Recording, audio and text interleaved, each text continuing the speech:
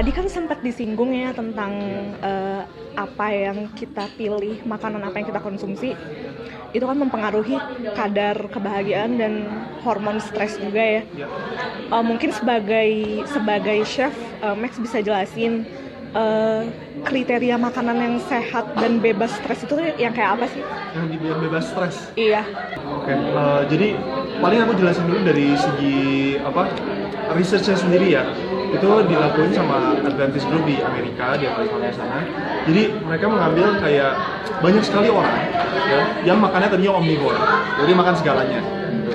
Diukur ininya kayak level stresnya, level anxiety-nya, level energinya dan segala macam. Nah, abis diambil 2 minggu setelah itu mereka harus merestrict meat, fish dan poultry. Ya, jadi jenis daging-dagingan. Ya, mereka harus makan lebih banyak kayak protein-protein yang nabati, buah sayur dan karbohidrat utuh yang lebih banyak.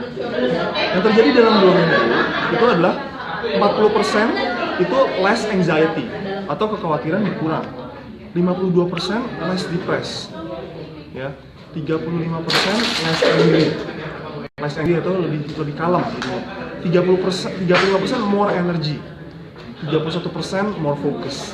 Nah, jadi kalau saya sendiri tadi bilang kan kayak di Jakarta ini kita banyak sekali terpapar sama yang namanya stressful activities gitu.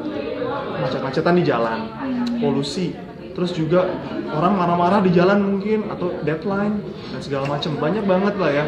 Nah, kalau kita bisa dari makanan itu justru orang di Jakarta ya penting banget untuk makan yang tidak ikut menaikkan lagi stres hormon yang udah tinggi gitu, justru harus menurunkan.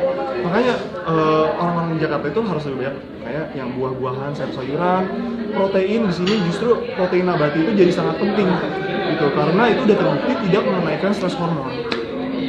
Terus sebaliknya, makanan apa yang sebenarnya misalkan makanannya enak tapi sebenarnya itu bikin orang stres, ada nggak? Ya sangat banyak. Itu sih pertanyaan seperti itu sangat banyak gitu. Kadang-kadang ya orang tapi gini loh, kadang-kadang orang bilang, aduh makanan sehat nggak enak. Itu bukan makanan sehatnya, chefnya yang nggak bisa ngolahnya gitu kan. Karena itu sangat berhubungan dengan kayak bumbu yang dipakai dan lain-lain. Dan coba kalau misalnya kita kasih orang daging mentah gitu aja, atau daging yang nggak dikasih garam, nggak dikasih lada, emang orang suka? Mungkin nggak juga gitu kan. Nah sama juga gitu, kalau orang nggak ngerti cara ngolahnya, itu ya pasti makanan sehat jadi nggak enak. Tapi di sini sekarang udah tahun 2018 gitu ya. Mungkin yang kayak gitu valid, mungkin kayak 5 tahun yang lalu masih kayak gitulah gitu. Tapi even di Green Spoon kita tuh mengedepankan ya pertama orang harus bilang enak dulu gitu ya. Nah, tapi mereka even pas bilang enak, itu mereka nggak tahu mereka lagi makan sehat gitu. Jadi bahan-bahannya tersembunyi, nggak ketahuan itu apa gitu. Kayak di Burger Greens contohnya ya, ada yang namanya Burger Green steak. Steaknya itu terbuat dari jamur sama oat.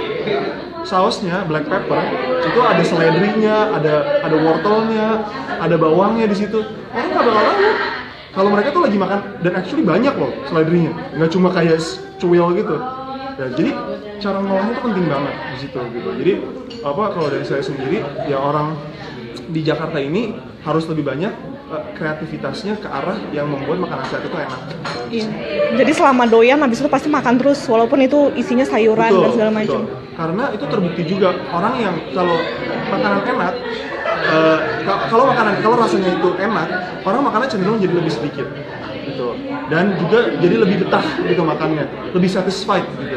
Nah, ini berlaku juga sama makanan sehat sih gitu. Kalau orang hanya makanan sehat doang tapi nggak enak, nggak bakal lama gitu. Justru ini penting banget di sini untuk membuat ini jadi enak juga.